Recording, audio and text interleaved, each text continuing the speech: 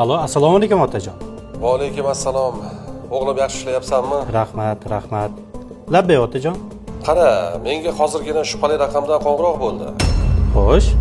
Biz ichki ishlar boshqarmasidanmiz. Sizning nomingizga kimdir kredit olyapti. Shuning uchun ba'zi savollarimiz bor deb shaxsiy ma'lumotlarimni so'rashdi. Berib qo'ymadingizmi ishqilib? Yo'q, albatta bermadim.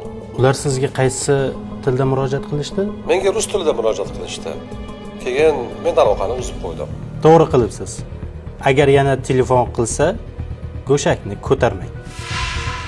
Darvoqe, hurmatli fuqarolar, agar sizga ham mansabdor shaxslar nomidan xuddi shunday shubhali qo'ng'iroqlar bo'lsa, ehtiyot bo'ling. Ular sizni ism-familiyangizni aytib, ishonchingizga kirishlari mumkin.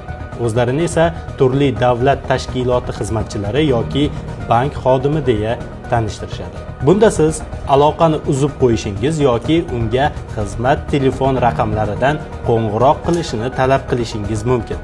Unutmang, hech qachon hech kimga o'z shaxsiy ma'lumotlaringizni berib qo'ymang. Ogoh bo'ling.